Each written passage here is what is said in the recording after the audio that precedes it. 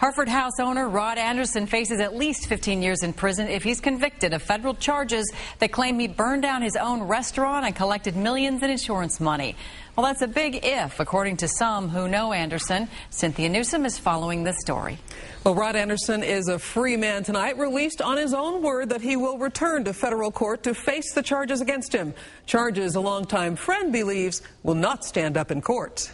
From the fire to surveillance pictures and finally a federal grand jury indictment. Federal prosecutors are building their case. They believe Hereford House owner Rod Anderson deliberately had his downtown restaurant set on fire to collect $2.5 million from insurance claims.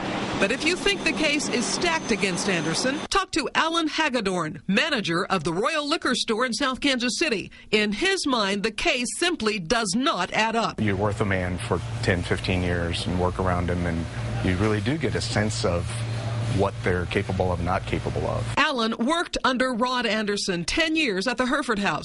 He watched Anderson pour his heart and soul into making the landmark downtown Hereford House a success. As much as you can have a child in a building, that was his first experience. Anderson is well known and well liked in the community. He's a Boy Scout volunteer, is known for charitable contributions, owns a string of Hereford House restaurants in the metro, and has several restaurant and hospitality awards to go with it. Now, this same man, Rod Anderson, is accused of arson, mail fraud, and conspiracy. You know, the term heartsick comes to play.